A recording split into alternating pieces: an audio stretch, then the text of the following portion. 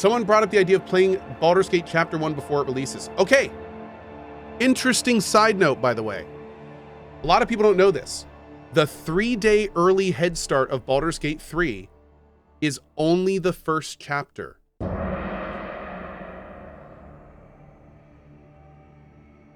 So keep that in mind.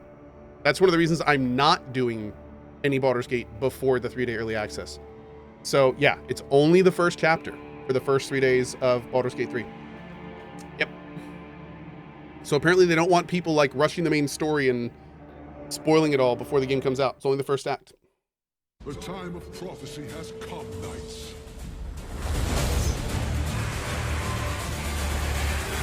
Hell is coming, brother.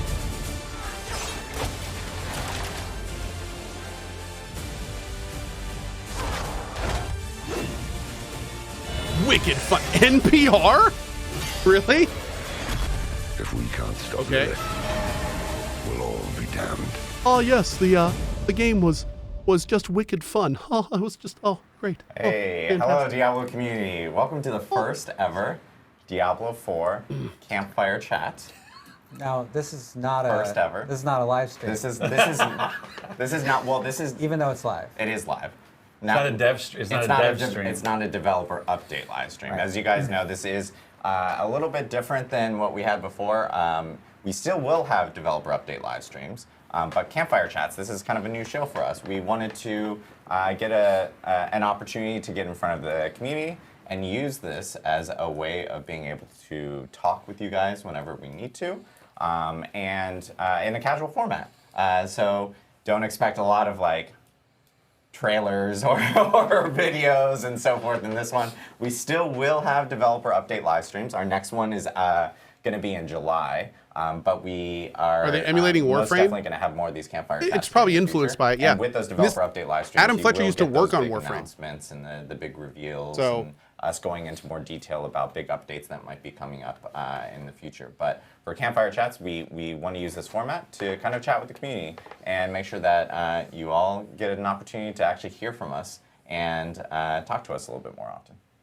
I still think my brain, like I was saying, instead of if we keep this seating arrangement instead of between two ferns, be between two jerks, but he wouldn't go for it. Rod made up this joke literally 30 seconds ago, so. Like, aren't you supposed to make up jokes on the fly? Like, what do you like script all your jokes? So you workshop them? I mean, it didn't You go, work like, 30 seconds ago. It clearly You is not know, working sometimes now. you have Can't to really be turn it funny up, on I'm sorry. camera and then try to be funny on camera. You know, it doesn't always. The magic has to happen when it happens, Adam. Well, magic that did happen. So you can see why this is a campfire. Yeah. And we actually have to get a campfire in You here. do, or at least a flickering orange light. And then movie magic. Well, a flickering light as opposed to a real campfire, so we don't burn down everything. And then That's security watch we allow. And then suddenly everyone will hate us. But we. I brought s'mores. You did. Yeah. Well, I mean, I brought a version of s'mores. Like, I wanted Oreo s'mores, and I got. I feel like these guys right now are like, gerbated what are me, we so doing I'm here? Like, I have the Target brand s'mores flavored cookies. So if we want to really get into the campfire notion, we could eat s'mores while talking about just the game. wanted to eat I just on wanna eat camera. cookies. You don't get a body like this without eating cookies, Tiffany. Like, come on. Rod also has explained to us 3 or 4 different times about his unsuccessful attempts at buying s'mores. I had a lot of desire to acquire Oreo s'mores last night. It's been a morning. S'moreos. S'moreos. I'm sorry, I'm saying it S'moreos. incorrectly. I wanted s'moreos last night and I failed, but I will drown my pain with Target brand s'mores cookies. Sounds good. Sounds good. Well, while Rod is doing that, we do want to talk about launch and how that went. Obviously, D4 is now out in the wild. We had a really great launch. I mean, like it's. We know the community's been really amped about the game. Reviews have been really good. You know, it's been a couple weeks since launch itself, and also like huge shout out to the team here, the live ops team, Tiffany here. By the way, I haven't even done You intros. didn't even introduce people. I didn't even You're a introduce terrible people. This is host. completely This is why it's unscripted. between two jerks. You didn't Awful. even introduce people. Awful. All right, let me do that first. before- Wow. Did you just make Joe Shelley facepalm? It's the s'mores thing and the really bad joke. It's just Can I throwing me crinkle the off. plastic while you do? Right next Yeah, to your mic. Exactly. Right next to And- Yeah, as you like bite into the plastic and rip it off and so forth. Just introduce the people. All right. Well, we have Joe Shelley here, who's the game director for Diablo 4. We have Tiffany Watt here, who's our associate production director for Diablo 4, and then of course Rod Ferguson. The notion Smorio connoisseur. Yeah, the Smorio addict. But I mean, beyond just associate production, like Tiffany's, what is it? Your sphere of influence, your remit of control, the things you're like. But live ops is your. Why is it so right? amateur? It's not Yes, amateur. It's one casual. of the things I'm very passionate about. I work with a very, very large live ops team that goes beyond just Casual. the Diablo 4 team. So definitely congratulations to everybody across Blizzard. That's I think is what they're going supporting for. us. Lots of time spent in the war room. Lots of time with Adam. Adam was Which is, it's a penalty unto a itself. penalty. Yes, is the worst absolutely part. awful. No, it was really exciting to work with people across the globe. So lots of Zoom chats, but also a physical war room here on campus, and it was just really cool to finally launch this game, work with so many people to bring it to so many players. So congratulations to everybody, and I'm really glad that everybody is playing. Yeah, I think we have sort of in a way of a great game and a great launch, right? Like the notion of sometimes you can have a really awesome game and the launch can kind of get in the way of it. You don't get to experience that great game the way you want to. And so I think these are two great people to represent that 90 rated game and then the ability to play it since it was launched. So it's awesome. And yeah, thank you so much to everybody who play. We just crossed 350 million hours of play. Which is phenomenal and very exciting. So again, thank you so much. And part of this conversation, I think, really is about that. Like, what happens to a game that gets 350 million hours of play against it? And so, obviously when you're making the game, you can't apply 350 million hours of play time against it to find, oh, maybe this balance isn't quite what we wanted, or this feature isn't working quite the way we want. And so we wanted to take this opportunity to kind of talk about, now that we've seen it out there by the way, it's only been 10 days. And, we talk about the Diablo 4, this launch is really just the beginning of our journey with Diablo 4. This is something we're going to support for years to come. We're working on seasons. We're working on expansions. Notice that was a plural word. And so all that stuff is going into the future. We know. And so the fact that we love the feedback, we're on day 10, and and that's something that we're really this is the kind of stuff we're focused on. Where's a campfire? I am angry. If I can stay on my soapbox for just 1 second, can I Go stay on right my ahead. soapbox? Yes. I do want to I think one of the conversations we can have is around the expectation around changes, because I find in a live service like this, in Tiffany's world, the notion of a hot fix, which is, how would you describe to somebody who maybe doesn't understand, whenever Adam's we're doing another hot fix, what is a hot fix from a player's perspective? So there's a lot of issues that we are able to hotfix on the server, whether it's server code or server data. And those are ones that generally we can turn around a little bit quicker. Obviously, we want to make sure that the fix is solid, doesn't break anything else in the game. This is just launch stuff. Rexic says, Cohh, we've been playing the Final Fantasy 16 from the beginning. The demo was pretty intense, and it feels like it would kind of diminish the impact of the end to start up 1.5 weeks later and continue from there. Rexic with the $300 tip to the mod team. I am absolutely picking up Final Fantasy 16 from the second the demo ends. That's why I'm trying to put in my title and say frequently, if you want to get caught up fully, go watch a demo on my YouTube. It's all there. But yes, I am picking that up from the second that ends into the rest of the game as soon as we can. So big thank you, Rexic, for the $300 tip to the mod team. That is awesome. Thank you. Server transitions as you're going through the world, that is indeed you'll the plan. automatically pick up that update. In both cases, should be seamless, and something that we work very, very hard on. Client fixes tend to take a little bit more time to get out to our players. We want to treat all of our players. I mean, I'm a console player myself. I know that Joe Shelley plays on console. Rod Ferguson plays on console. And PC. And PC. Super important that we get these fixes out to our players at the same time so that everyone that plays Diablo 4, regardless of how they're playing, can experience the same game and the same quality of experience. I think for the client, what we call the client, so the way you're playing on your actual device, that because we support multiple platforms, we have to often go through certification. It's Cohh on a shelf. And so that's one of the things around pacing, that we have to oftentimes pre-plan out what we're fixing. And so Hotfixes are stuff we can kind of do on the fly. It doesn't require a certification pass.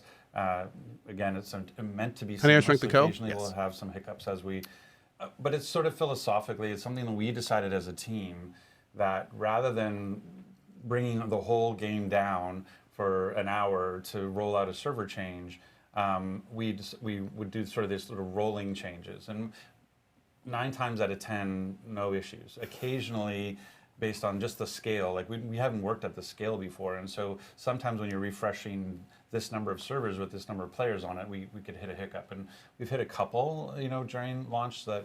But our intention is to keep the game up all the time and just try to. But that being said, Wait, now the chat's saying this, I have like to I try said, it. we Hold often on. want to plan well in advance because we have to like QA it. It's not like we can turn. That's one of the things. Like I feel like the feedback is like, I have this problem. I want to see it fixed tomorrow, and you're like, I would love to do that for you, but we have to go through CERT and we have to QA it and we have to do all this work. And so Yeah! we already have a big Go on! real patch coming. And so that's something that's gone through certification. It's out there. It's going to address a lot of things, including performance issues. And it's so big, we're actually talking about there's the potential we may actually choose to have a maintenance window and say, like, we're going to bring the whole game down, we're going to apply this big patch, and then we're going to bring it all back up. Like, you have an artifact of said patch, do you not? I do. Am I ruining your agenda, by the way? Did I jump way ahead? Slightly, I am but Cohnarius! It's okay. It's a campfire talk. It's a campfire chat. Campfire chats. Oh my God. In fact, we have been working on a pretty large client patch. That's Chonky patch. It's very chonky. Chonky is the perfect way of describing it. Chonky? That addresses a lot of things, and this right here is actually it's 13 pages, but it's not even done yet. But it is just an early preview of kind of. Dude, with the last patches, that's concerning. I have it here. We probably won't go into detail of it all, but we will have it posted, obviously, when the patch does actually hit. But we do have a lot of different topics we did want to talk about.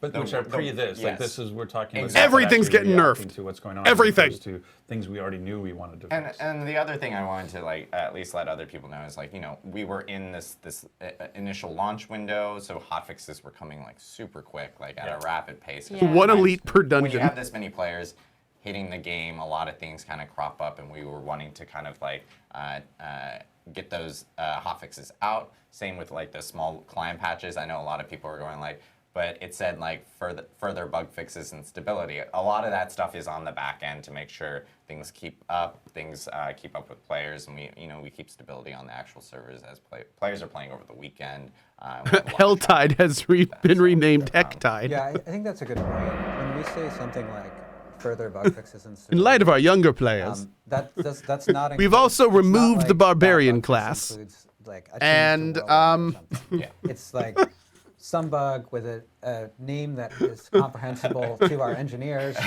got fixed, right? And so it ends up not being very useful to go. Does this into a stream lot of count for detail about drops? those, but anytime there's something you that's we yes? changed Hold the on. barbarian, that we call that out. Yeah, if there's player-facing stuff, we'll most definitely end up calling. You that guys out. should be getting drops right now. So, yeah. In regards to some at least how launch has gone and feedback that we've gotten from the community, we've heard a lot of different topics within the community itself. People. You are perfect. Just chatting with us or hitting us up on think, social media. I think it's one of the interesting aspects is I wanted to create this meme of we want a balanced game where there's no meta and every build is viable, and everybody's like, yay! And they're like, we've reduced the power of this class, and be like, what's going on? Table flip, and you're like, what? He's right. We have a philosophy of as part of balancing the game, whether that be the world or the classes, there will be pluses and minuses that have to be applied to the You don't game, get both. right? And the notion of, oh, look, I remember Destiny 2 had Loot Cave, and we're like, there's a Loot Cave. Let's just sit here and farm loot, and we're having so much fun. It's Christmas morning all day long, and that can't persist. For the good of the game, that has to not exist at some point, right? And Look, so I'm that's a fine with problem that they nerfing fixed, and everything you understand to get eventually why balance, they did as that. long as they I don't think touch there's my some of class that, or anything it again, when does. We have 350 million hours I think that's played fair. against the game, and we go across your intentions from a design perspective about how do you want players to be gaining XP and sort of growing their levels and kind of what is their path for? Yeah. It felt like what we started to see was that a player pattern that was non-ideal. It's like a player had like All wanted to 13 sort of- pages that was are being just revealed to twisted play, blade to that nerfs. amount of play. You mother. I will. yeah, I have a so particular set of skills. I will find you. That's generally true. The way I would talk about it is that, and we've talked about consistently throughout development, that our goal is to have It's 13 a lot of pages choice for of players. nerfs to one both skill. in terms of being able to make having lots of good choices for where you're going to level or acquire loot, and also in terms of your character having lots of choices, right? And so, you know, sometimes people will say like, well, can't you? Anytime something is too strong, can't you just buff everyone else? Right.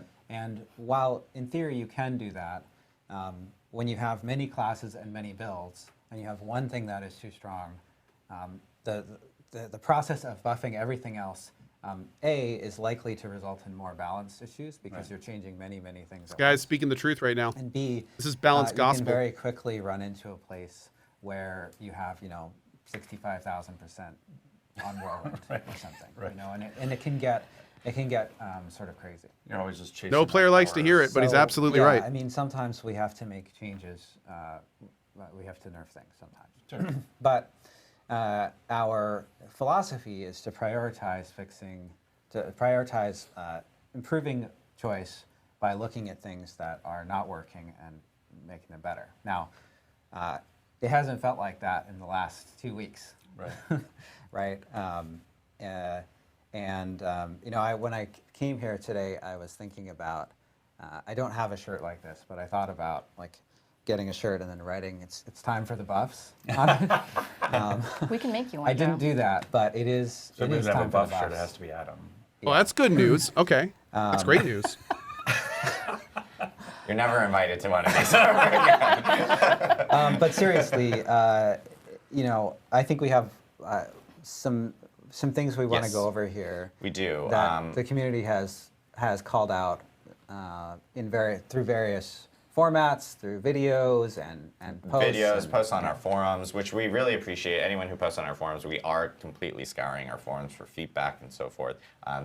Posts on social media, on Reddit, conversations that people are having in I our really videos, think they need to work on sometimes with twisting content blades and creators make it a little that are actually stronger. creating, like, I think that's the general videos consensus that are of talking about specific of topics. most So players, we've kind to of be honest. compiled a good list of like hot topics that I think that the community is should hit been more wanting targets, to hear faster more cast, about, and we do want more to go through damage. those and actually talk about them a little bit more in detail. I think probably the biggest one I think that people have been talking about the most has been around dungeons. As you guys know, like we've had a few hot fixes, and by few I mean 4 in a row. Yes, Yep. Totally understand. Of hot fixes where we do where we had a line where we did mention that we were reducing like elite pack levels and so forth, or adjusting them specifically in certain dungeons, with the goal to be longer dungeons having more elite packs, and of course shorter ones having less than what a longer one would specifically have. But I would say like we've really gotten to kind of like a new baseline now of like where we are. It seemed like it was a contrast thing. Like I think Joe can speak to, but like I think the expectation was, oh, nightmare dungeons are the end game. That's the place I'm going to go, quote unquote farm. But right now, the normal dungeons, because of the elite density is so high, it's better to farm a normal dungeon than it is a nightmare. And so they seemed like they were kind of slightly out of whack from that perspective. I don't know if that's a technical term, slightly out of whack, but. I've seen it many times. Yeah, yes. exactly. Is that accurate, or how do you feel? Yeah, we had some cases where among side dungeons, some side dungeons had dramatically more elites than other side dungeons, and so it really felt like if you're thinking about efficiency, it only made sense to farm those. Right. But more broadly, I mean, you were talking about nightmare dungeons. Nightmare dungeons have. First off, actually, the significant majority of our players haven't finished the campaign yet. So there are lots of players that are still playing through the campaign. Right. But many of the people who are watching this stream, in fact, and our dedicated players, play through content much more quickly. Right. And been experiencing this situation with the dungeons, right? So going to Nightmare Dungeons, Nightmare Dungeons are explicitly set up to be highly replayable, right? Through the sigil affixes, through the variety of Nightmare Dungeons that are available, to the changes to monsters that occur inside them. And so we want them to be a great place to farm, including if you want to farm dungeons over and over. If you Right. want to loop dungeons, Nightmare Dungeons are set up to be good at doing that. That's right? the intention. Yeah. So what we're going to do there is we're going to increase the amount of XP that you get from Nightmare Dungeons. Ooh. And our goal with this is to make Nightmare There Dungeons we go. more efficient to do That's than just Cycle. a big win. Because they're designed. That's to be just a more big replayable. win. And does that take into account, like, Nightmare Dungeons have essentially a travel time to get to them? Right. So this is a great point. So in order to, when you think about efficiency, if you think about XP per hour or XP per minute, and we actually have telemetry on this so we can see what it looks like. You can't just look at the XP that you're getting from the Nightmare Dungeon, because you have to spend some of the time traveling to that Nightmare Dungeon. And in fact, Nightmare Dungeons are a variety of distances away from the nearest waypoint Right. or teleport. So it actually varies depending on which Nightmare Dungeon you're going to. Right. And so that can also have the effect, if you're thinking about the efficiency aspect of it, of XP per hour or loot per hour, of sort of making it hard to justify choosing a Nightmare Dungeon that's far from a teleport point. So we're letting So you the warp second right thing to that them. we're going to do here is we're going to modify the way that sigils work so that they teleport you to Nightmare Dungeons on use. So they Nice! for you, or do they create a place to a waypoint? Awesome! They will create a waypoint that allows you to teleport. But yes, you'll be able to teleport to. That's an important distinction. Right. But the effect is that you'll be able to teleport to. Those are your two Nightmare Dungeon, great and you'll be able changes. to loop from the end of a Nightmare Dungeon into your next Nightmare Dungeon. If you want to loop them Right. again, you may have to leave. Also, the Nightmare Cohh Dungeon 7 to using that horses. interface, but It's been great you'll be riding able you. to Thank go you for your from time Nightmare and Dungeon service. to Nightmare Dungeon We're without never going to see traveling you between again. them. Right. And Thank that you. allows Thank you us for all you've done for to us. have the XP, calculate the XP buff to make sure that those are the most efficient to do, because we're removing the travel time aspect of it. Okay, so we're improving the rewards from Nightmare Dungeons to make them more what the intention was. That's the place you farm. Yeah. We're removing the need to have a travel time because a waypoint will appear and you and your party can go there, so it shortens it. Right. Like the waypoint one in particular sounds like a reasonably large change. So from a player perspective, what should expectations be about? Hey, that sounds awesome, or at least for me, I'm responding. That sounds. So what's the awesome. bad part? I don't know if they agree yet, but I think that's. Oh, you're still gonna need to do hell What tides, kind of yeah. timing? What range of timing are you thinking? It is. It is. You know, Tiffany was just talking about like the kinds of things that we can do very quickly and easily. This isn't supposed to be one of It's a little, but this is something that's really important. I'm sorry, guys, to their sound is all many over the of place. Our most dedicated players, and so we're working very hard on this right now, actually, and yesterday as well. Mounts being removed? To No, get no, it no, in no. before season 1 launches. Oh, that's amazing. Yeah. Okay, great. Yeah, so I know Tiffany and the live ops team I know have been working really tough on working a lot to make sure that we can get specific updates before season 1 and scheduling those out and everything. So yeah, the Nightmare Dungeon changes that Joe was just talking about. The goal is to have that out before season 1, so players can actually experience it and use. So the it next to few weeks. really teleport to Nightmare Dungeons and use that as a way of kind of incentivizing. And with Nightmare Dungeons XP being buffed, and it should be a new the way that players end up needing to want to kind of grind or farm specific things. They have the Nightmare Dungeon options. Those are great changes. And then for people who are maybe not following along all the time, right now season 1 we're saying mid to late July. Mid to late July. So we're saying that this change could happen anytime between in the next 4 weeks or whatever. Correct. So that's what we're focused on. But again, I think that the waypoint teleportation, we have to get that right. Like there's a lot that goes on there. So there's a bunch of QA we have to do to make sure we don't mess with parties and everything else, right? So we we want to go as quickly as possible, but we also have to go as safely as possible. The last thing we want to do is rush something. So if I use the phrase "don't shake the Jello," which is a notion of like your Jello mold is trying to set, and if you keep poking it, it won't ever stabilize, it won't ever set, and that's kind of the thing we worry about here. Is that with all that, what are we at? Hotfix 9 we've put out so far. We're actually at 11. We are at 11. I missed one. And with also our client patches, like we're constantly sort of poking, and if you do that without proper QA and proper testing to make sure you're not shaking something out of alignment, because I think we've had that where we've maybe rushed a patch and then that caused something else to slightly not go the way we want. So that's something we want to be as responsive as possible, but we also want to be as safe as possible and make sure we're not causing other issues.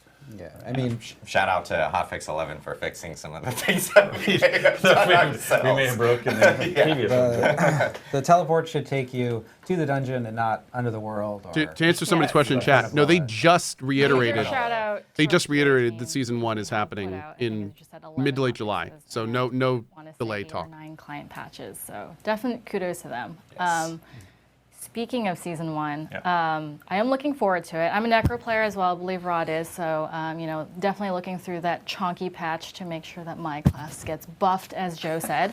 But I've been collecting Now, renown. you just promised. Do you realize what you just did? Yes. That This is you why I just need to brought show us necro buffs to now people. Joe has to do it I because know. I said Is that it. how it works? Yes, it is how it Oh, works. okay, great. I didn't tell him that, but now he knows. I'm looking forward to season 1.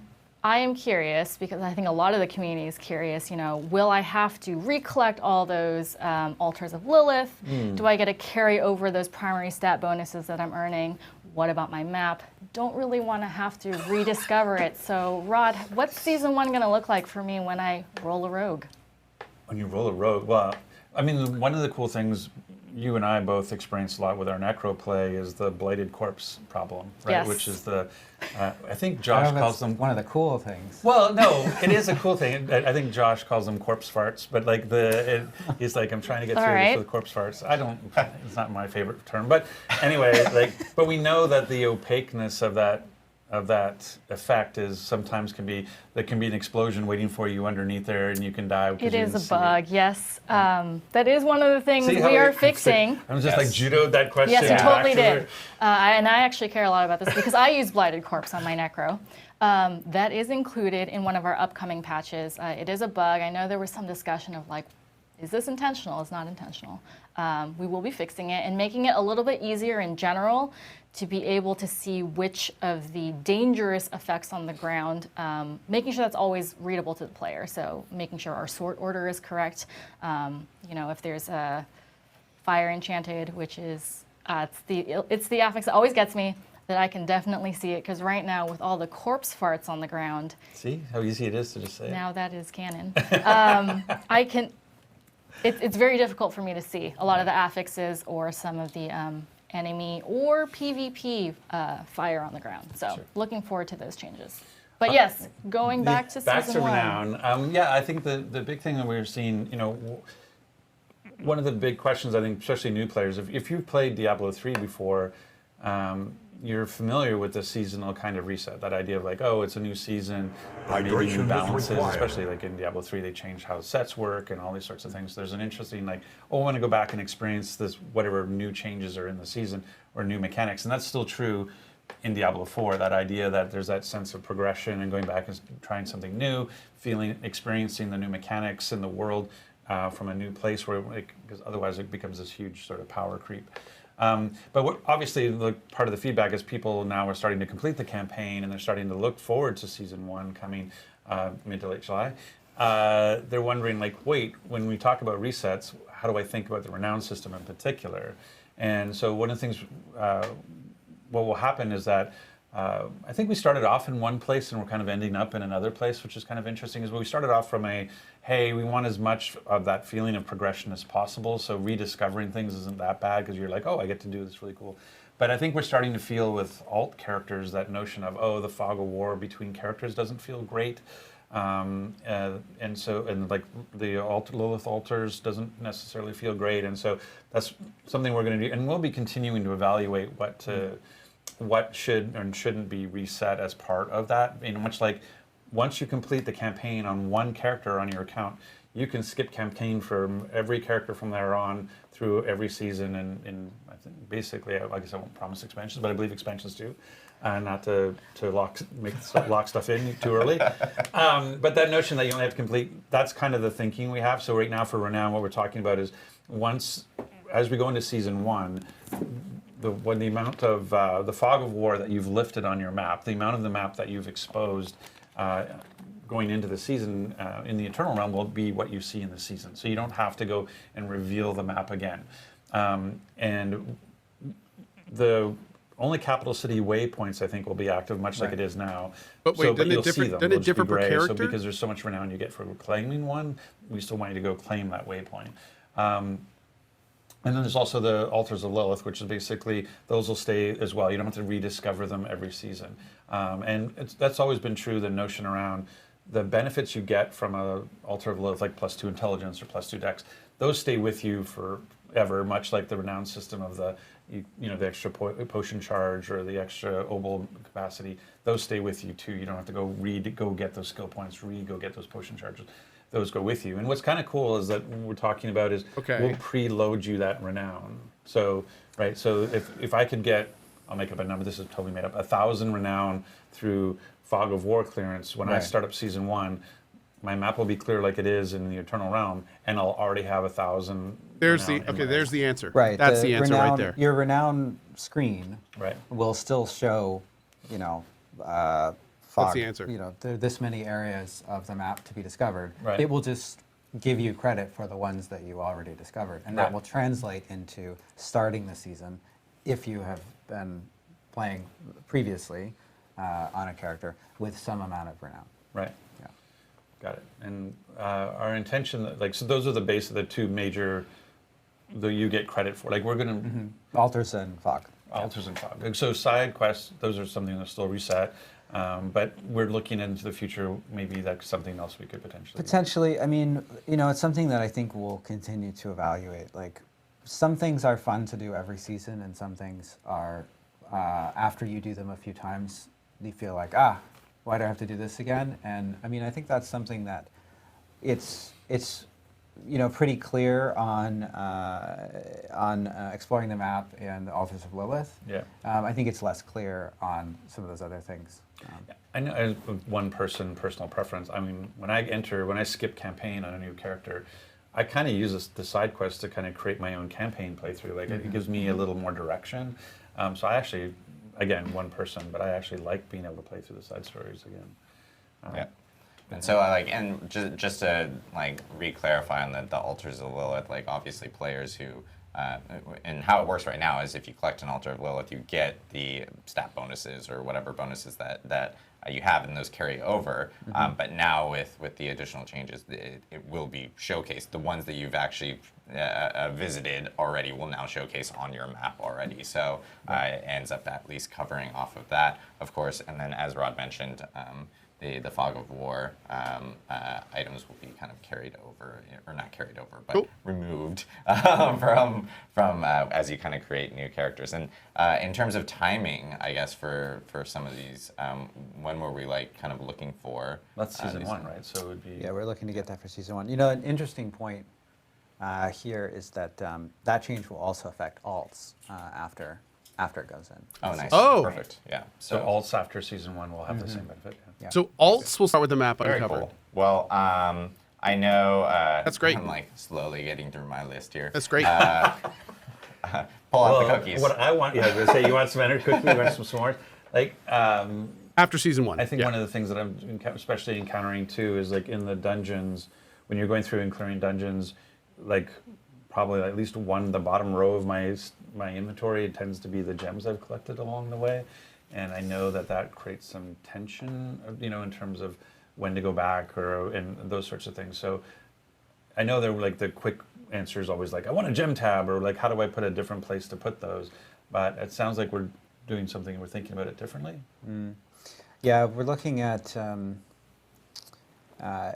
inventory tension, essentially, things that fill up your. It's a design. Yeah, Nice. It's a design term. Anyway, it's basically stuff that clutters up your inventory. Sure. and important, awesome stuff that we built and has all kinds of interesting gameplay, but has the effect of taking up lots of space. Sure. It's not, yeah. Like gems. Perfect segue. I got there. We got there. We got there. For example, random idea. Gems. Like gems. This is why it's a campfire chat. We're establishing the baseline expectations. Yeah, We should just go low. Yeah, we can Oh only my go God, so answering a low. question, and I still haven't got these cookies open, so I'm making noise so- while you're thinking. When we think about gems, Still didn't get it. there are many colors of gems, there are many qualities of gems, and this can have the effect of taking up lots of inventory space. So what we're looking to do, and this is a longer, we talked about fixes that have different time horizons. This is a longer term one. We're looking to get it in around season 2. Oh, okay. The idea is to change the way you acquire gems so that they are show up in your materials or currency tab rather than in inventory. Oh, like when you collect veiled crystals. So rather than it Right. even being a thing that you collect in an inventory, it's now just part of your materials. Right, and then the way that will work is you go to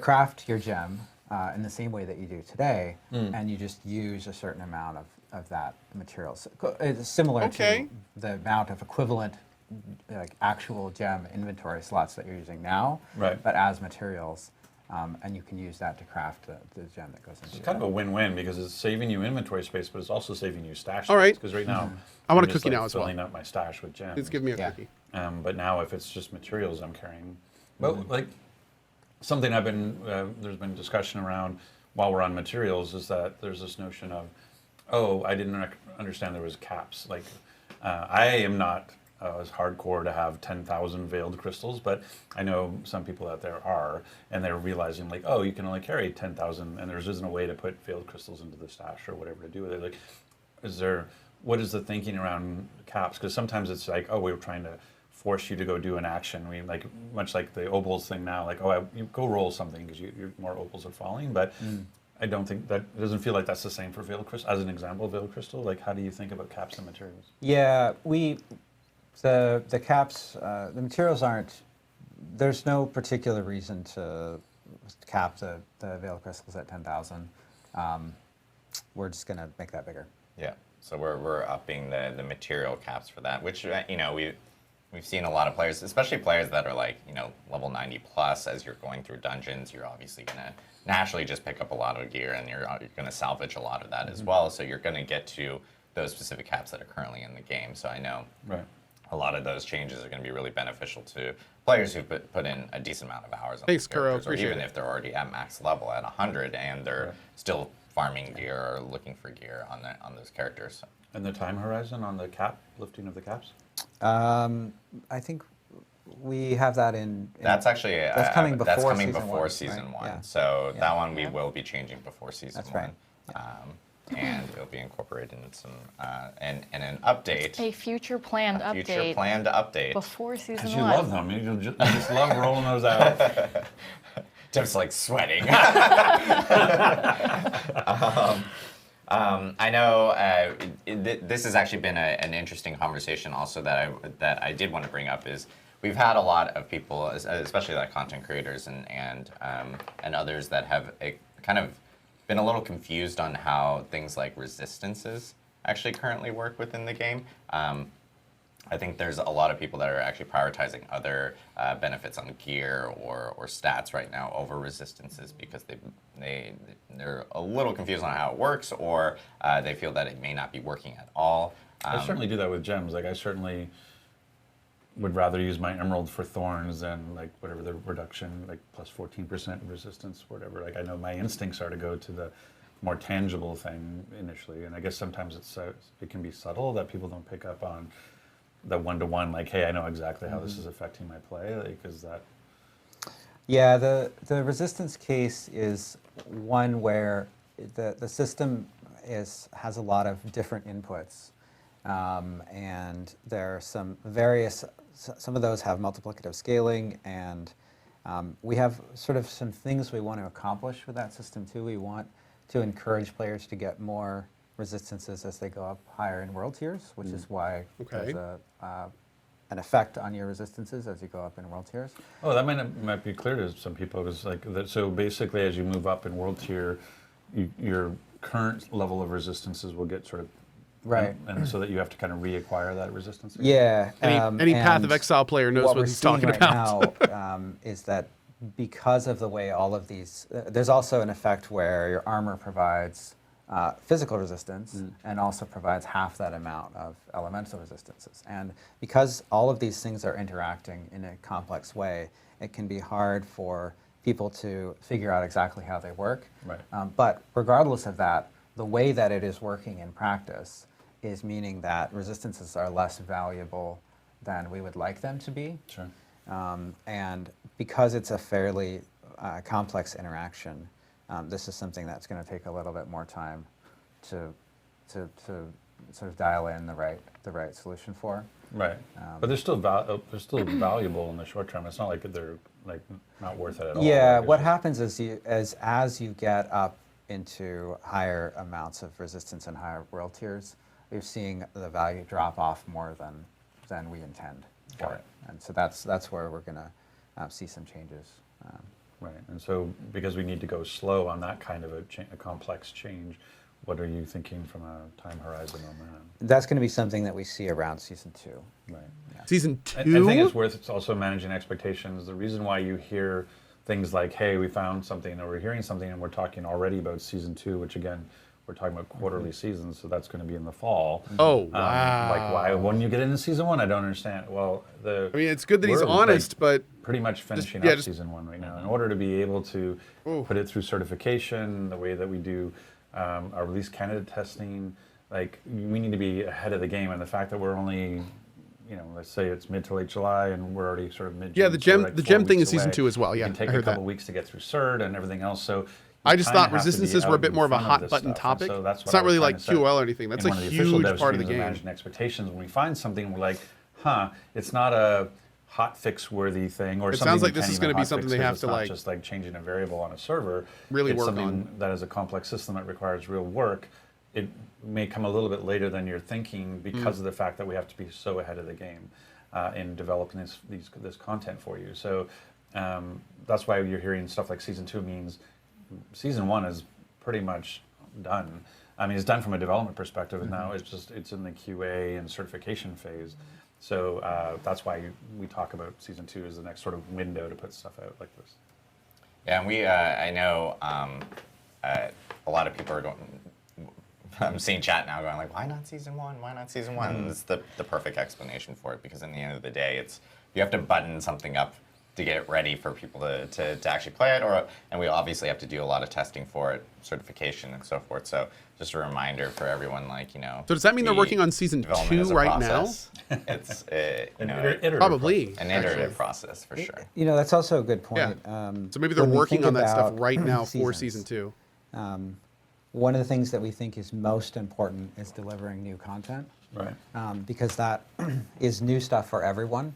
Like, if we want to make sure that every season is delivering new content, and then on top of that, bring in important fixes, bring in some quality of life improvements. And so, I know that I've seen some lists, like people have helpfully made like some lists, like here are a bunch of quality of life fixes that we would like, or that would help me, as a player. So I think what you'll see is that over time, as seasons roll out, you're going to see those, like we've been talking about with season 1 and season 2. You're going to continue to see those things. You're not going to see a season that's like, sorry, we didn't Bare make any bones, content, but here's a bunch of fixes. Yeah, and because we think the content is really important. Yeah, that's the big thing. Is like Diablo 4 just launched. And we have a lot of stuff planned for the game. Yeah, and I've had some comments on Twitter where people are like, well, D3 has this thing and D4 doesn't have this thing, and I'm like, well, D3 has been out there for 10 years, iterating and improving, and like D4 has been out there for 10 days, and so like that doesn't mean it's not going to show up. It doesn't mean the iteration and evolution of these things aren't going to continue. Like we're going to keep evolving the game, as fast as we can, and as safely as we can through seasons and hot fixes and patches and expansions. So just because there's something not there today doesn't mean there's no intention to put it there in the future.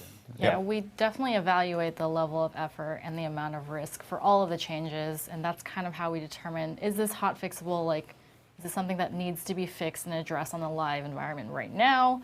Is it something that would be better to wait until our next planned release vehicle, whether that's season 1 or season 2, throwing out some production terms there.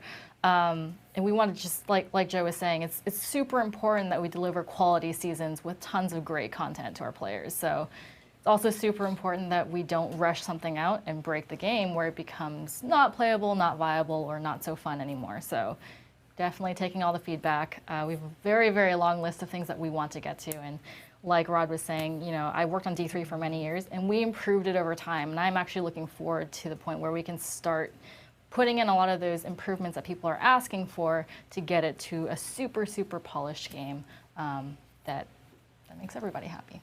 It's pretty close. Agreed. I know one thing that has been kind of a hot topic. I gotta within say, the community because super a lot of super players play appreciating the hardcore. transparency on this. And we have nothing else. seen some, whether it could be a disconnect or a player might be dying, randomly on their own accord, or maybe they have a service issue or something from their side. I know that there's like a lot of questions related to disconnection, death protection, and so forth. I know it's a thing that we've been looking at. We've been looking at everyone's clips, even the painful ones where we're like, oh no, that's awful and so forth. But I know we've been looking at potentially doing some work on that from that end. Yeah, so there are a few cases here. There are, we've seen some cases where a hardcore hero died during teleport, which is a bug. We've seen potentially some bugs with situations where you should be immune, but you might have died. We're investigating both of those cases, and once we have identified the root cause, we'll tackle fixes for that. You also mentioned cases where the player disconnects, right? These can be some of the most frustrating situations for a hardcore player because in many cases it is completely outside of your control. It could be an issue with anywhere between you and the server, right? Yeah. So those can be especially frustrating. And we have already a mechanism in the game that allows players to escape from boss fights that has very strict controls on it in terms of being a consumable item that's a fairly rare drop, which is called the Scroll of Escape. This is a hardcore only item. It's a consumable scroll. You can use it at any time and teleport to safety.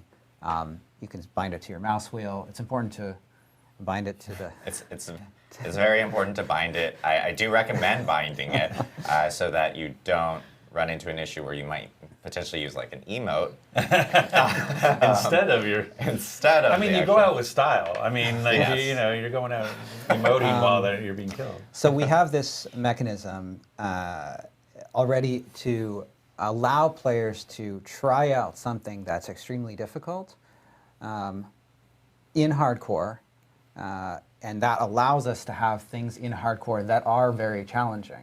Right. Because without something like this, as a hardcore hero who's invested hundreds of hours, why would I go and do something where I might die?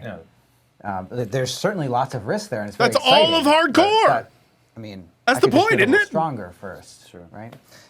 So we think that the scroll allows for even more exciting moments. Scroll of nope. You're like, nope.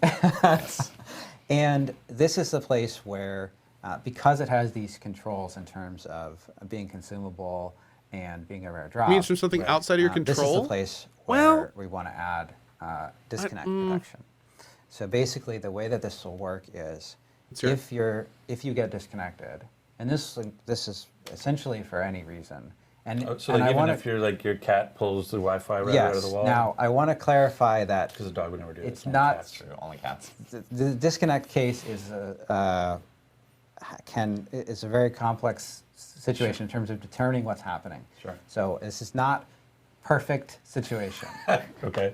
Lightning I'm not strike on going the to telephone guarantee pole may not trigger. the escape.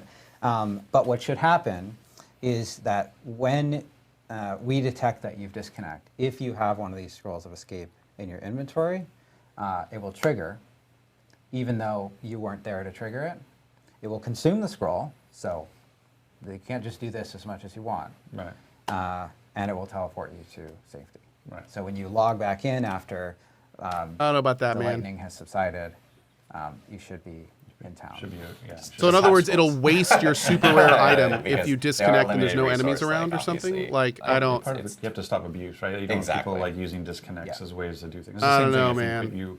we were talking about the sigil change is that one of the concerns. I feel like they if need we to didn't workshop put that a the little right more. Rules around it is that I if feel like they gotta sigil workshop that a little more. automatically teleported me somewhere. not that I can use rare. that to escape hard content. I still don't know, man. And I so still don't we know. always have to. That's part of it. It's not everything is.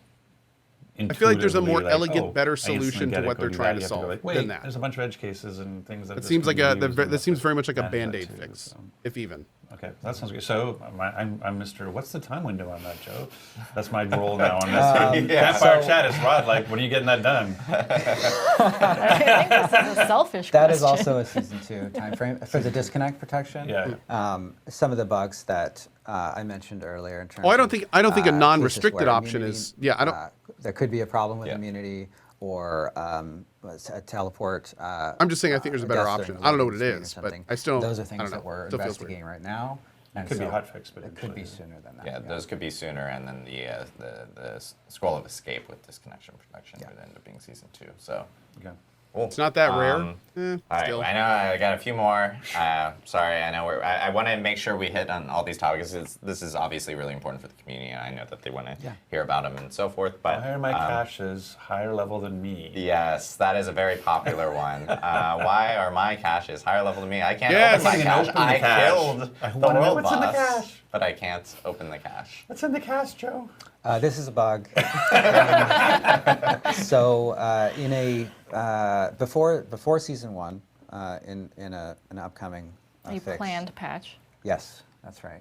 In the plan patch? Plan patch. You will be able in to the open 13 pager? Is that what we're doing? in a planned patch. you will be able to open caches from world bosses. Now, the gear that's in those caches may still be higher level, At least but you can there's sell it or- yeah, and there's a variety of things you can salvage. Right. Some of the stuff in the caches isn't gear. You'll be able to use that immediately. But at least you can open it and see what's inside. Yeah. And it gives you something to work toward. You're like, oh, this thing that's amazing is 3 levels higher than me. I'm Yeah. going to go get up to that level and use that gear, right? Yeah. Nice. I know. So scaling is a huge topic. I'm just diving right Is in. it maybe too huge? Is that where you're going? What are we doing? Well, scaling is a big topic. I think players have talked a lot about like, hey, the world scaling with Right. you and the sense of power that you have. I think one thing that we actually talked about earlier, I think addresses some of the scaling questions we have, which was like nightmare dungeons are that way of also feeling more powerful as you're kind of progressing through them, because you can obviously go into higher level nightmare dungeons, and you'll be able to slowly but surely, get your way through higher and higher level versions of that. The other thing, though, I think, and I've seen this a lot personally myself, where people have been going like, hey, I might be like a level 25 druid, but level 18 gear is dropping.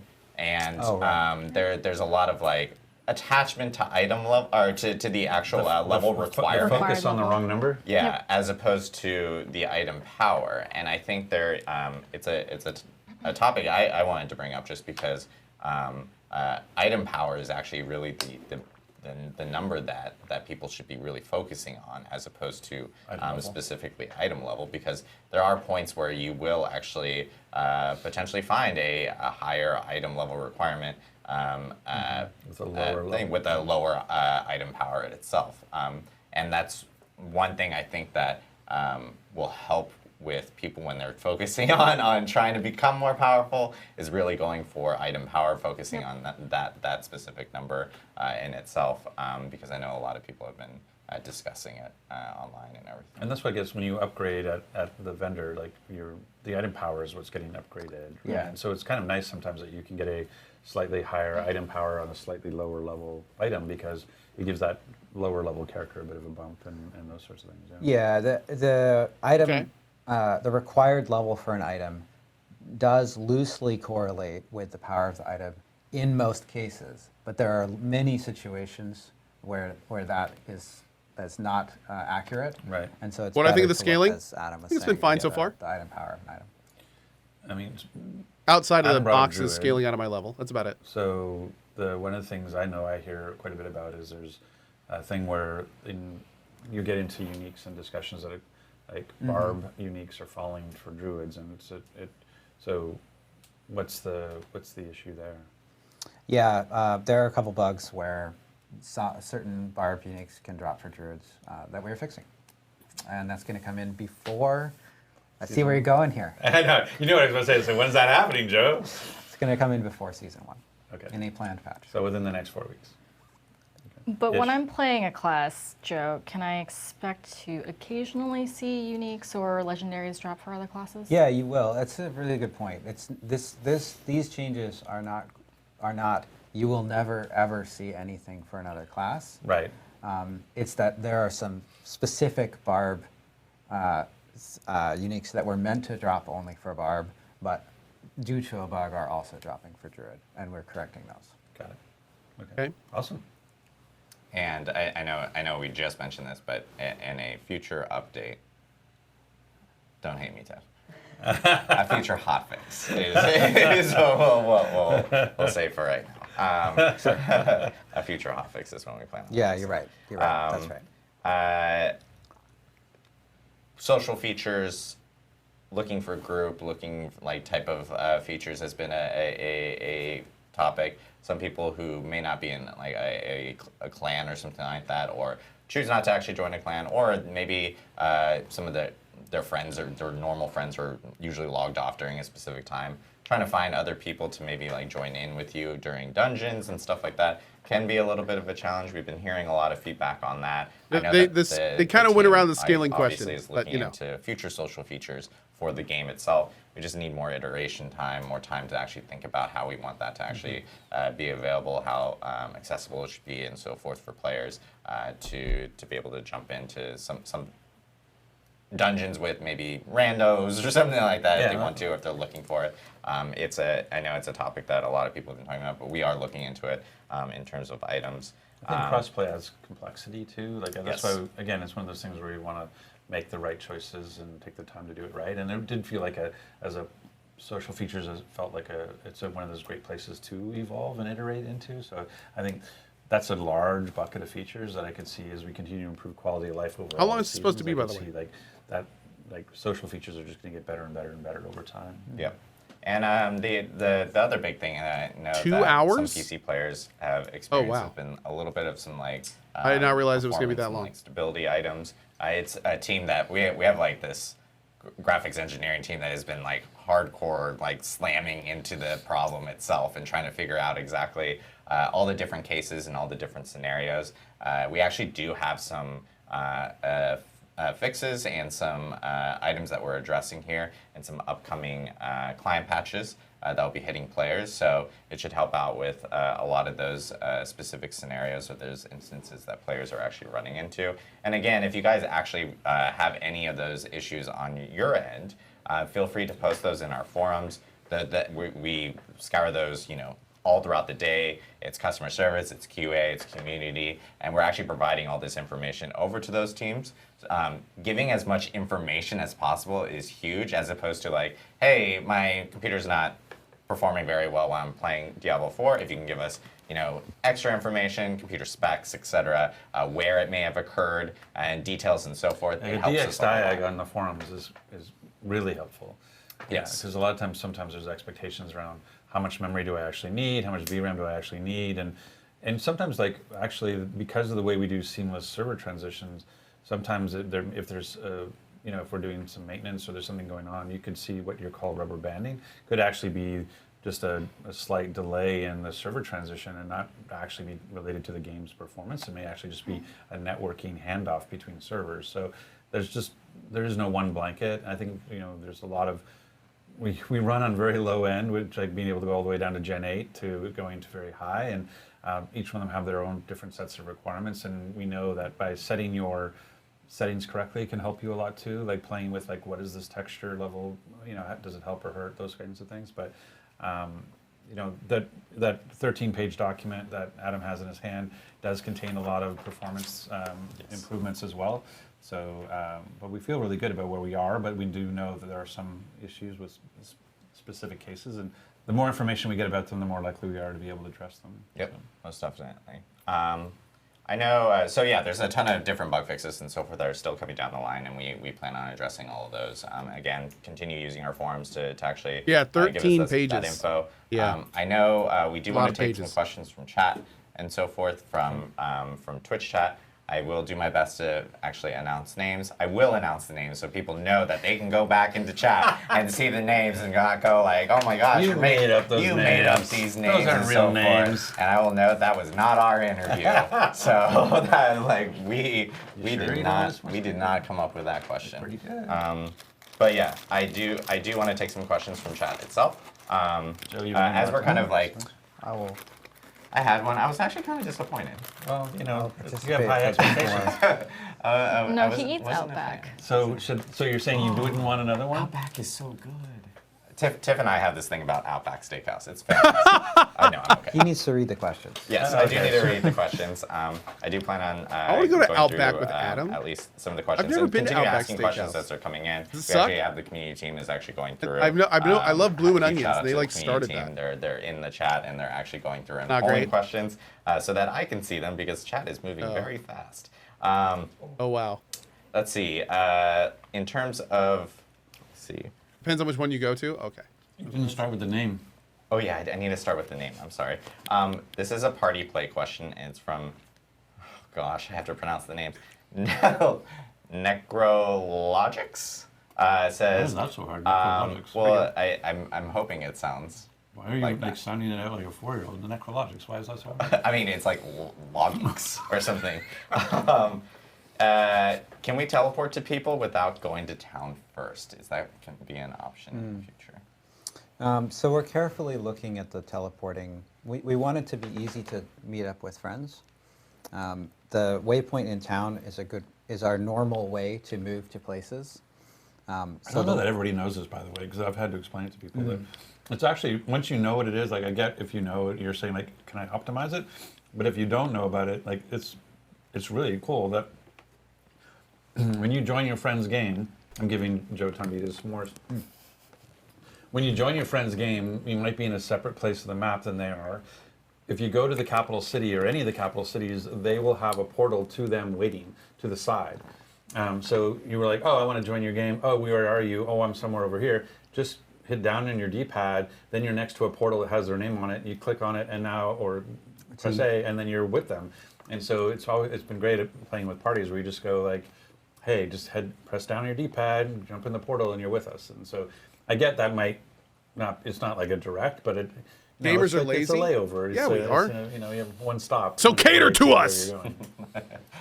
Anyway, We're also so I interrupted whiny you and there to demanding. give you time to eat your cookie, but are you thinking about optimizing so you can do more direct teleport? It's something we'll keep an eye on. Okay. We aren't planning to change that right now, but it's this, as Tiffany was saying earlier, this is a game where we are continuing to support it and provide things for years to come. Sure.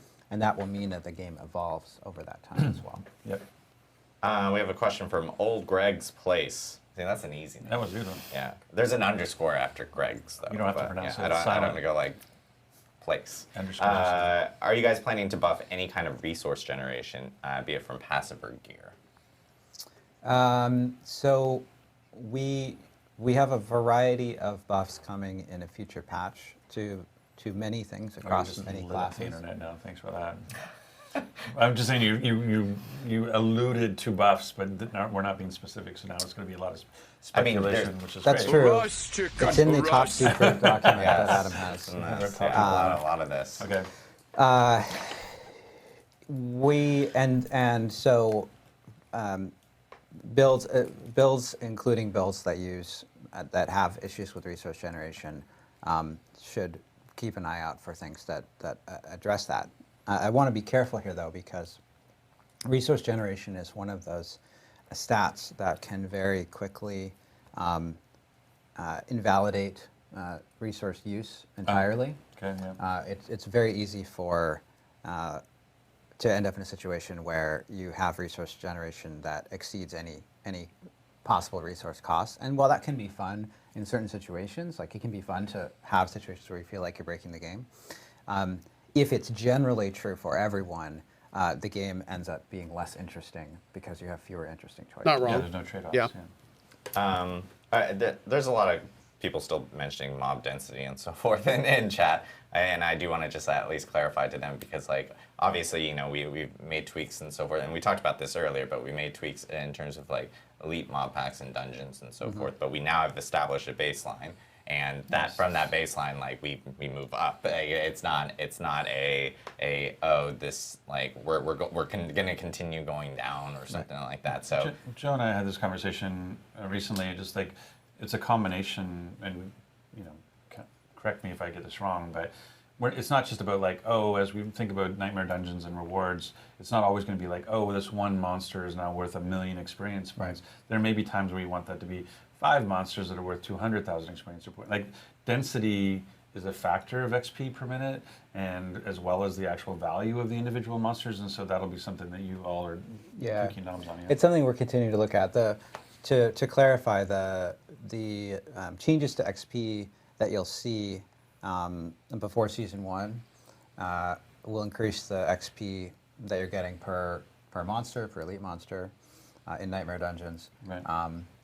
It won't increase the total number of monsters in Nightmare Dungeons. That also can also called the density.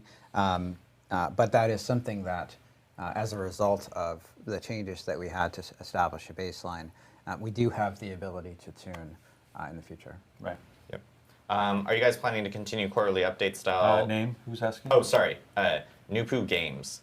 Are you planning to continue to the quarterly update style for upcoming expansions and systems or such? I personally love the updates. That's something to look forward to for every quarter since BlizzCon 2019.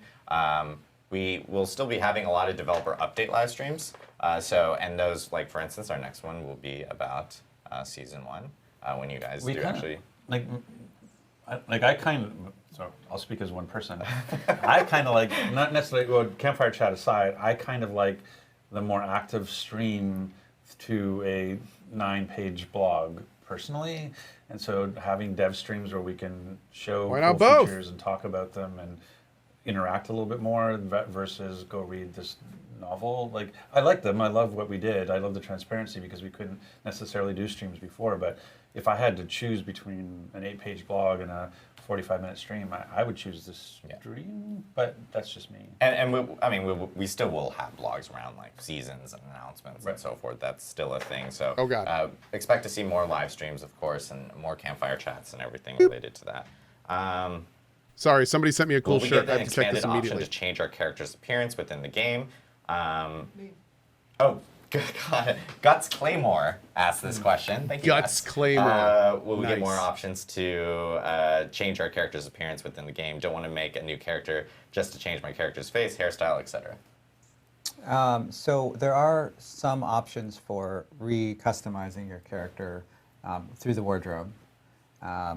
You can't change everything about the character there. That's something that we'll continue to look at ways that we can improve over time. You can also expect to see new options for markings and jewelry and things like that, and obviously armor and things. In the shorter term, there'll probably be more. When you do a character create, there'll be more options. Like as we go through, the notion of actually like once you've rolled your character and you're level 60, right now because you can't like change say your hairstyle, that's that's probably a later down the road. That's Yeah. not that our biggest thing we want to do is get more hairstyles into character creator before we're actually is more higher priority than the ability to change your hair after the fact. Yeah, but we do. I mean, I can go and get a haircut and have a different. It's weirder when hairstyle Cohh and does have that to rather than roll turn a off the new cam. meme. So It's I okay. understand- You'll be okay. You'll deal with it. I understand Some of the- us would like to roll a new meme if I had to get my hair cut. I understand the question, the desire, the goal. Oh no, I mean, we all agree with the goal. We're just saying in terms of priorities. Are we going to add a completed side quest tab? Who's asking? Who's asking? Oh, sorry. I'm so bad at this. It's because it's At in least a- we all agree on something. Well, it's like in a different font color, and you just like immediately move off from it. And it's a really hard name. Burn 1 N9 M4N. There we go. I'm just gonna read it out like that because I'm not gonna butcher You the put name. the forethought to actually look at those leet spellings in case it actually says something you shouldn't say out loud. Have you thought about? Well, if I just say it by number or whatever, as opposed to You're saying safe, that, okay. then I'm okay. Are you gonna add a completed side quest tab to the journal? We want to improve the things that the journal or that not necessarily the journal specifically. Is but this that in being can be asked tracked, in the Diablo chat? through the UI over time to allow more situations where maybe you see something in the game and you want to go back and look at it in the future over time. That's future plans. I mean, the thing too, I think part of what's driving that, which I totally get that makes total sense what they're asking, but you don't need to do all side quests to complete your renown for that area. Like you can do That's it through also other true. things, right? Yeah. So though there's a completionist notion of, because we have some surprise side quests that you can't track. So the notion of, oh, I killed a mob, it dropped a thing. Right. And there's no way to know that on the map. And right now, there's no way to say, oh, I'm missing that sword my falling God. one. And people could go like, oh, go kill that wolf. That You have to drops be a the sword. follower for 10 minutes So to pose a question. But if your desire for being a completionist around side quests is for renown, you can actually complete renown without doing all the side quests.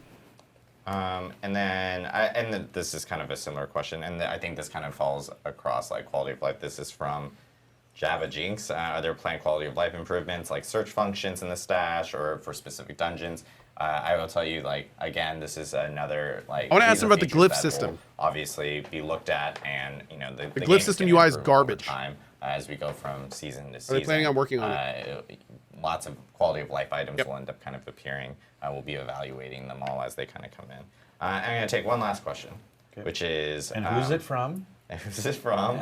And this one, I think, is just a clarification from people. This is from Nexian. Maybe you could moderate that question a bit? Can you just be-clear something you said earlier so we can keep all skill points, potion charges, max obols, and paragon points from renown for seasons? Also the side Right. quest limit. That's an important thing to clarify. So, the renown, so things like paragon points at the end of the renown bar, you will start with some renown. You're not going to get those paragon points that require finishing the renown bar until you fill the renown bar. Okay, well, so that's my fault because I misunderstood. So it wasn't that Wait. they didn't understand. I misexplained it. So currently, like in the Eternal Realm, if I Right. on one character I complete the full renown bar, so I get my obols and I get my paragon Yeah. points.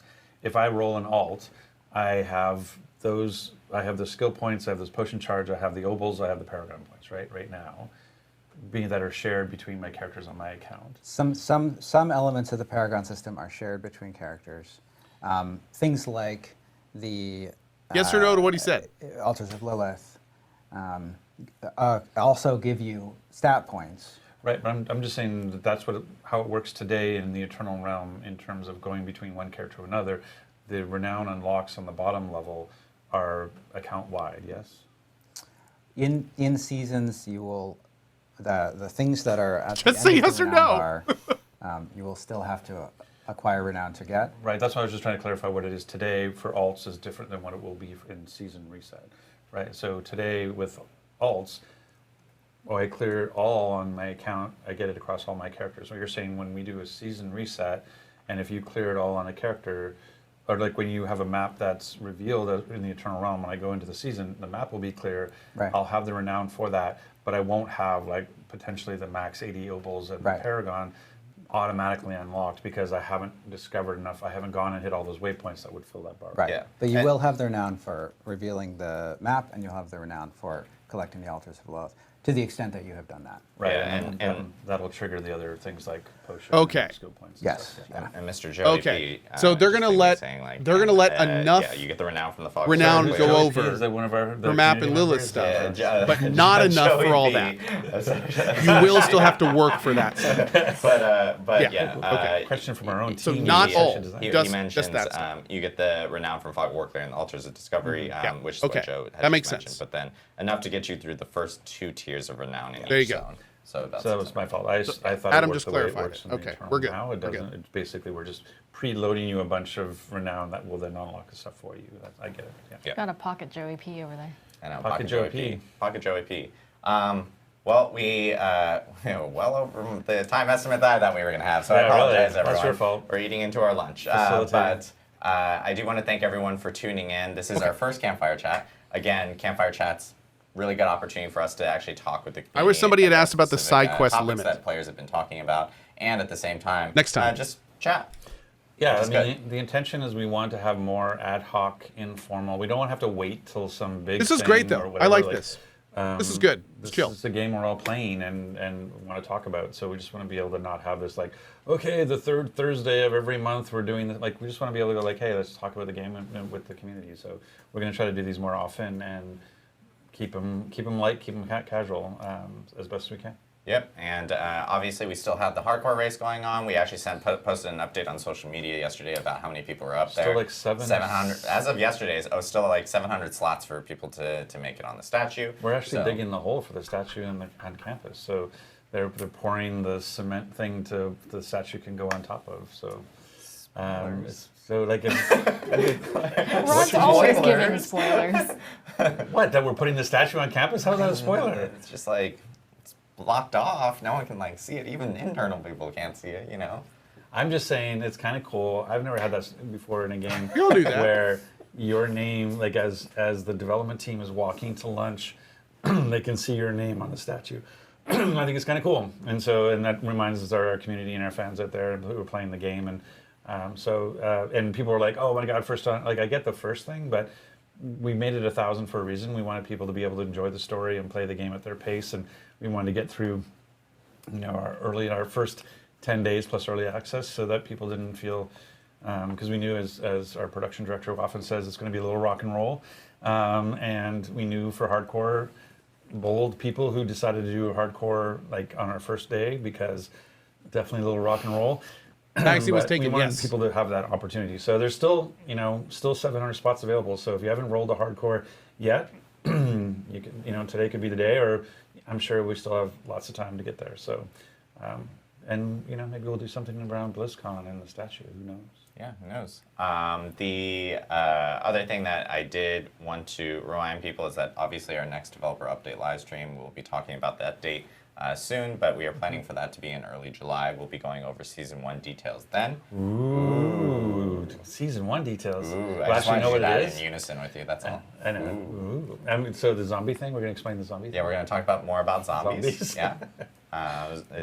It's a really cool season. It Can't wait is. to go over all It the is not. details. If you didn't watch the previous Joe stream, now has to clear out. Wait, you can't have an inside joke. this is if a people don't joke know. from the previous stream. Right. It We is joked not that- zombies. It is not zombies. Zombies was our illustrative example of what the season could be, but is not. So do not. We were just referring back. But yeah, so make sure to tune in for that. And of course, we'll have more of these campfire chats. There's still lots of updates that are coming here really soon. Yay, Yay, Tiffany! keep rolling, just keep rolling. And we'll have of course all those patch notes and details up on the site once those are available. As you guys heard, a lot of these changes are going to be coming before Season 1. So we'll make sure to keep you guys informed. Make sure to follow us on social, at Diablo on Twitter, on Instagram, Facebook, TikTok, etc. Here, smash that subscribe button for you, Smash that Adam. subscribe button, guys. Like and subscribe. But yeah, thank you guys again, and we'll see you on the next stream. Cool. That was good. I like that. A lot of transparency, a lot of good info. It was very laid back. I think a lot of people were a little bit put off by how casual that was. but I honestly thought it was kind of fine. Applause, if you I please. also heard more than a few people say things along the lines of, this is very unprofessional, but I think it's important to remember that none of them are professionals. None of them are professional broadcasters. None of them are professionally in front of a camera. Of course they're unprofessional. That's not what they do. That's not their profession. So it's kind of like, I thought it was fine. I thought it was great. Like, I think that was cool. But yeah, I will definitely check those out in the future. I like that. So that was good. It was, I think in an hour, keeping it an hour, I think is good. And keeping it kind of information focused is good. I will say, I definitely feel they should chat before the stream about major mechanics, maybe get on the same page. It was a little unfortunate that we had to spend like 10 to 15 minutes, like trying to clarify something that could have been just like, dropped as a fact instead of like, wait, is this how we're doing it? No, well, internally we're doing it like that. Well, no, wait, are you doing it like that? No, is it yes or no? Just tell me yes or no. That was a little weird. But outside of that, like that was good. That was good. And again, I really like the transparency. Anyway, I gotta go. I'm gonna go take care of a few things, and then I will be back this evening. Tonight, we're gonna probably start with some like crab champions or something on twitch.tv/Cohh. Maybe do some demos, maybe something else. I don't know. We'll see. We're doing the cozy stream. Cozy stream is just whatever we want to do. We're just hanging out and having fun. So yeah. Tomorrow morning is going to be more probably Layers of Fear as we keep playing through that game, and then probably more Remnant. Oh wait, tomorrow afternoon I'm off, and Sunday I'm off too for Father's Day. Sunday afternoon I'm off for Father's Day. So we will figure it out. And soon we have Steam Next Fest. We've got demo days coming up soon, which I'm super excited about. That'll be great to kind of take us to Final Fantasy 16. So, woo, a lot of good stuff coming up. All right, I will see you guys tonight. Have a great rest of your day. Thank you so much for watching. Back soon.